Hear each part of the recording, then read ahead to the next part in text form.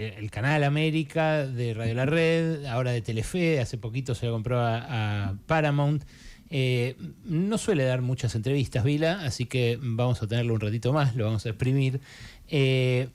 Hablemos de reforma tributaria, que es lo que se viene ahora para el verano. Se discutió mucho esto del impuesto al efectivo, algo medio folclórico me pareció, pero a vos te quiero hacer una pregunta. ¿Los ricos pagan mucho o poco de impuestos en Argentina? Habría que preguntarle a los ricos.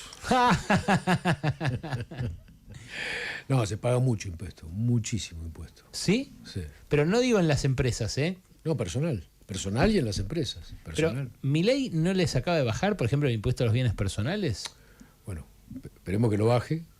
Eso. No, ya habilitó un esquema de que pagás 5 años anticipado y te... No, eso sí, pero eso fue hace tiempo. Pero fue un punto del PBI, Daniel. Sí, sí. Un eso montón. fue hace tiempo y le ingresó un montón de dinero al Estado. Sí. Fue una medida, no una maniobra, una medida muy acertada de Milei porque logró un montón de ingresos a la cerca del Estado. Claro, pero si ahora el próximo gobierno quisiera hacer una reforma tributaria progresiva, por ejemplo, tendría un quilombo porque... Y por 5 años sí. Exacto. 4, porque ya pasó 1. Sí. Por 4 años sí. Pero no te digo que no sé en el total de ingreso fiscal cuánto representa ese impuesto, pero de todas maneras la carga impositiva en Argentina es tremenda. Y la carga que pesa sobre el laburante también es muy importante. Pero perdón, es más reducida ahora que a principios de este gobierno, por lo menos en bienes personales, que es lo que hizo que Marcos Galperín se fuera a Uruguay. Sí, pero todavía vos tenés una cantidad de impuestos distorsivos muy grande. Todavía seguimos teniendo el impuesto al cheque, que fue un impuesto de emergencia y se impuso hace 15 años y todavía está. Un desastre, pero suponete que quisiéramos eliminar el impuesto al cheque, que a mí también me parece distorsivo, desincentivador del blanqueo, de la formalidad. Sí. Que fue obra de Caballo, ¿no? Fue de Caballo, claro. Sí. Claro, más tiene 20 y pico de años. Sí. Si quisiéramos eliminarlo, ¿no deberíamos, para no entrar en déficit, cubrirlo con otro impuesto? Y en todo caso, si hace falta otro impuesto, ¿no son esas 100.000 personas de más poder adquisitivo las que están en condiciones de solventarlo? Bueno, de acuerdo al discurso oficial, la baja de cargas fiscales sobre las personas o sobre las empresas va a tener un correlato en la reforma estructural del Estado bajando el gasto público. Entonces, no necesariamente vas a tener que inventar nuevos impuestos. Claro, pero esa rebaja del gasto del Estado fue hambrear a los jubilados. No, pero no te pelees conmigo, si yo no soy el que la está disponiendo, me estás preguntando, estoy contestando. Yo creo que qué sé yo, que hay... ellos dicen eso, sí. Sí, dicen eso, pero bueno, habrá lugares en donde se podrá sacar grasa del cuerpo y otros lugares en que no. Porque hay una cosa que no coincido con los libertarios, es que el Estado es innecesario, el Estado es más necesario que nunca en cualquier lugar del mundo. No podríamos organizarnos como sociedad sin el Estado. E incluso el Estado debe cumplir un rol asistencialista en aquellos sectores en que lo necesitan, ya sea en salud, en educación, ni hablar de seguridad, justicia. Entonces, imposible una sociedad sin un Estado. Podremos decir que es más grande, más chico. Bueno, esa es la discusión que hay que dar, el tamaño de ese Estado. Pero no si existe o no. Hubo un anuncio la semana pasada que fue unilateral, que suele hacerse desde los dos países, en los dos idiomas, en este caso lo hizo Estados Unidos, fue muy raro eso, de un acuerdo marco para llegar a un entendimiento, un tratado de libre comercio. ¿Te parece que es una oportunidad, un riesgo, un cobro por el rescate que le dieron a Milei? ¿Cómo lo evalúas? Los americanos son muy difíciles para negociar, muy difíciles, y obviamente no hacen caridad con el mundo porque no les corresponde y porque tampoco saben hacerlo. Pero habría que ver los términos de ese acuerdo. No lo van a hacer gratis, eso es seguro. Habrá que ver qué piden a cambio. Puede ser que pidan cosas racionales y en ese caso sería beneficioso. Hasta acá, la ayuda que le han dado a Argentina es raro, ¿no? Porque los argentinos festejamos endeudarnos. Nos dieron 20.000, buena noticia. Sí. No sé, pero venimos, la deuda ya llega un día a un punto donde va a ser impagable. O sea, no va a haber cómo cómo pagarla, cómo salirse de esa situación. ¿No lo es ya en un punto? Y es probable que sí, que ya sea impagable, pero por eso festejamos cada vez que nos dan más plata, es una cosa de locos. ¿A vos te preocupa eso? Y sí, como argentino me preocupa, claro que me preocupa, porque no estamos, yo creo que todavía no hay un proyecto de país que nos diga cómo vamos a hacer para, como en una empresa, yo tengo un proyecto y bueno, yo voy a ser rentable acá, con esto, con esta rentabilidad que voy a obtener en esto, voy a poder pagar mis impuestos, los salarios, etcétera, etcétera, etcétera. Yo no veo que eso que se hace en cualquier empresa, desde una pyme hasta una multinacional, esté ocurriendo con el Estado. No sé a dónde vamos. ¿En qué sentido? ¿Cuál es el proyecto? Bueno, eso es jodido para alguien que invierte la guita que invertís vos. Bueno, ¿no? por eso hasta ahora, como proyecto de país, no lo conozco. Bueno, a lo mejor vos lo conocés y yo me puedo burlar. Bueno, ¿no es un proyecto de país, de algún modo, fijar el tipo de cambio ahí tan sobrevaluado, o sea, tan barato el dólar, abrir la economía como la abrieron, concentrar la economía, el ingreso, la riqueza como la están concentrando? ¿No es un proyecto de país? Digo, están diciendo lo que va a funcionar acá es minería, petróleo, gas, recursos naturales y la industria que se curta. Bueno, para que todo eso no ha sucedido todavía. Y se han hecho, si querés, anuncios aislados que todavía no se ven reflejados, ¿no?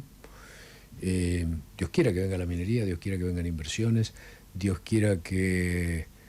Bueno, ¿y qué hacemos con las importaciones? Porque cuando traigamos productos importados como estamos trayendo, estamos cerrando un montón de industrias, de pymes. Eso sí está ocurriendo. Está ocurriendo, ¿qué hacemos? ¿Cómo salimos de eso? Entonces digo, para eso no hay un proyecto. Esa gente, ¿qué va a salir a hacer? ¿Y por qué lo bancan tanto los dueños a Milei? ¿Cómo te lo explicas? ¿Los dueños de qué? De la Argentina, en general. Vos ves la semana pasada Paolo Roca en el Congreso de la UIA diciendo, bueno, sí, hace falta una política industrial, pero está todo bien lo que están haciendo con la estabilización, había que ajustar el Estado así, es por acá. Seguro que había que ajustar el Estado, eso no hay duda. Hay muchas cosas que ha hecho este gobierno que están bien y que eran necesarias y que por ahí había que tener coraje para hacerlas, ¿no? Yo en algunas cosas estoy completamente de acuerdo. Pero vos no ves proyecto, y Roca sí. Bueno, somos personas individuales. Obvio, lo que te quiero decir es la mayoría, sí, lo que dicen es hay una oportunidad histórica ahora. No veo que la mayoría de los empresarios... hay un sector importante, pero no sé si la mayoría o la minoría. Digo, también hay una gran cantidad de empresarios que piensan como yo, decir, che, ¿a dónde vamos? Me gustaría saberlo. No lo critico, quiero saberlo. Y hasta ahora eso no está explicitado. Estamos hablando con Daniel Vila, insisto, el titular del Grupo América. Vos, partidario de dolarizar, nunca fuiste, ¿no? No, creo que un país pierde no solamente su soberanía, porque pasás a depender de la moneda que emite otro país, si perdés tu autonomía, perdés tu capacidad de manejo de la realidad, porque hay veces que es necesario emitir, todos los países emiten. Y es como manejás la inflación. Estados Unidos tiene una inflación baja porque emite muy poco, pero el día que no tenés moneda no tenés soberanía. Y la semana pasada también en ese mismo congreso de la UIA habló el presidente Rapalini, que después nos dio una entrevista y dijo, debimos haber firmado el ALCA en 2005. ¿Viste? Justo ahora se cumplieron 20 años de aquel tren del ALBA, de Kirchner, de Lula, Chávez, Evo Morales y demás. ¿Pensás como él o no? No, es ucrónico igual, ¿no? O sea, es una hipótesis, sí, pero... Es contrafáctico. Claro. Es eso, no sé. Me llevas a aguas muy profundas ya. Ok, pero en todo caso, preferís un país con otra actividad, otra impronta. Sí. Argentina es un país muy grande, muy rico, con muchas oportunidades. Fíjate que los argentinos nos hemos empeñado en tratar de hundir este país y no lo conseguimos. Año tras año lo intentamos, pero cada vez que lo intentamos fracasamos. No, Argentina es un país lleno de oportunidades para el que las quiere aprovechar, ¿no? Te tengo que llevar un poco al fútbol. Lo que le viene dando alegrías es eso. Porque ¿no? Vamos a hablar de algo importante. Porque te presentó como empresario, ¿verdad? Pero no como dirigente independiente de presidente independiente de Rivadavia, que además consiguió su primer título. Estás dulce con eso, ¿no? Con la feliz porque por primera vez un equipo de Cuyo consiguió un título a nivel nacional. Claro. En la Copa Argentina. Ninguno lo había logrado.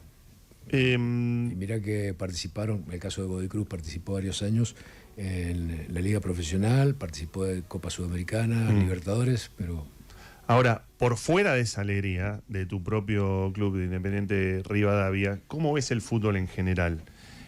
Porque la verdad que lo que se está viendo, incluso en arbitraje, sabes que se habla demasiado de determinados equipos, de ascensos, bueno, incluso pasó con... Bueno, hay un mendocino nuevo que ascendió, Gimnasia, ¿no? ¿Cómo ves vos, en general, lo que pasa con el fútbol argentino? Tal vez estemos pasando por una crisis que se agudiza por malos arbitrajes. Fíjate que no tenemos crisis de dirigentes, dirigencial. Hay muchos clubes que están muy bien, muy sanos, que han crecido. No solamente me tengo que referir a los grandes, equipos chicos que están sólidos, financieramente, económicamente, deportivamente. Pero por ahí es un mal fallo adentro de un campo de juego, genera una cantidad de polvo, como bueno el que vimos que pasó este fin de semana con Madryn. Sí. Y Morón. ¿No? Sí. ¿Vos qué mirada tenés de Claudio Tapia?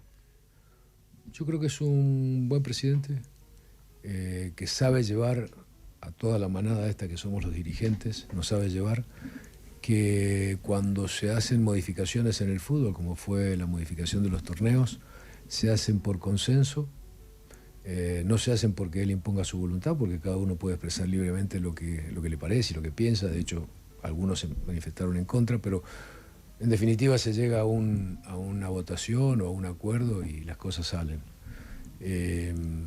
Creo que es un dirigente que sabe escuchar y escucha más de lo que habla, y que además tuvo un acto de coraje único como fue elegirlo en su momento a Scaloni, un técnico ignoto, un técnico sin experiencia, un técnico joven que no traía nada en su cartera, que ningún pergamino, y se la jugó, y el tipo, la verdad, salió campeón del mundo y bicampeón de América, y hay que tener coraje para elegir un técnico más de la selección argentina. Entonces, si lo tengo que poner en un balance positivo o negativo, no, creo que tiene mucho más a favor que en contra. Daniel Vila, las últimas preguntas para el presidente del Grupo América, que está aquí, insisto, en un reportaje que no suele andar dando por ahí, y donde recorrimos, creo, todos los temas de la agenda, por lo menos de la agenda de actualidad. ¿Vos ves necesario en este contexto, con lo que han caído los sueldos, especialmente ahora con el cepo a las paritarias, ¿no?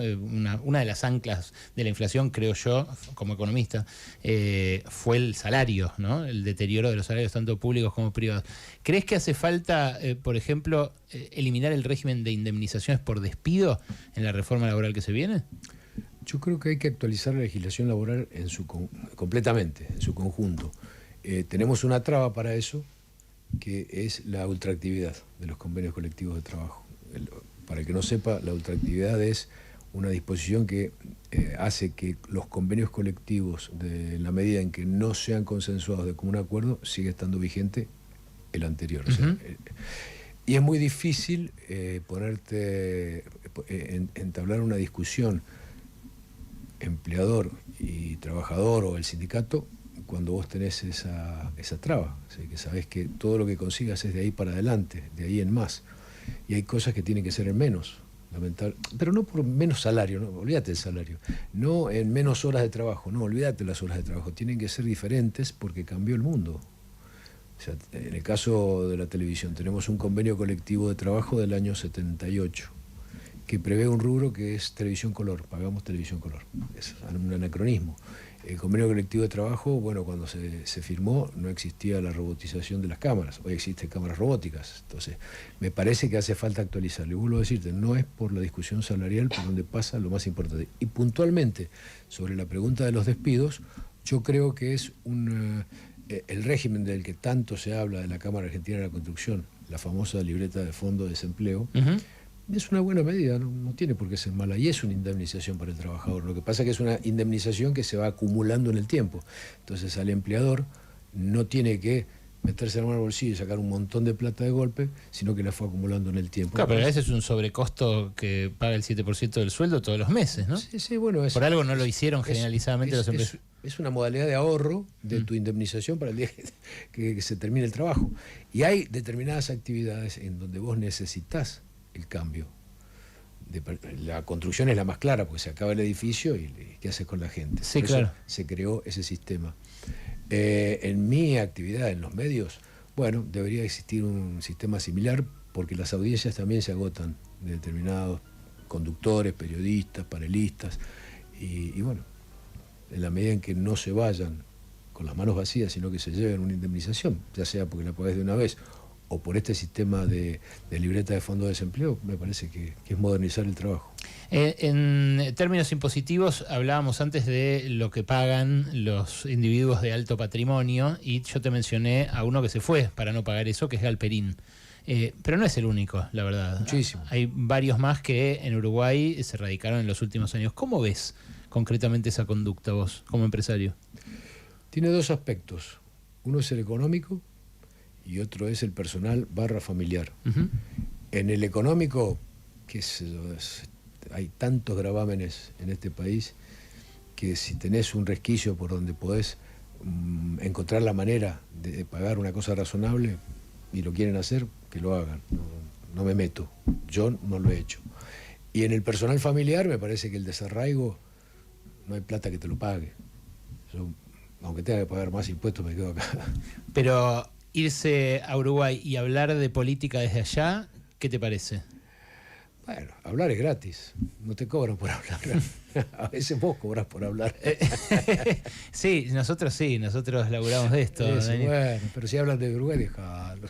Es Daniel Vila, a quien acaban de escuchar, con posiciones respecto de un montón de aspectos de la actualidad. Gracias, Daniel, por haber venido acá, gracias por haberte abierto a tantas preguntas, y bueno, suerte con los nuevos emprendimientos, aun cuando no se vislumbre un plan en el horizonte. Bueno, muchas gracias, Alejandro, felicitaciones al equipo.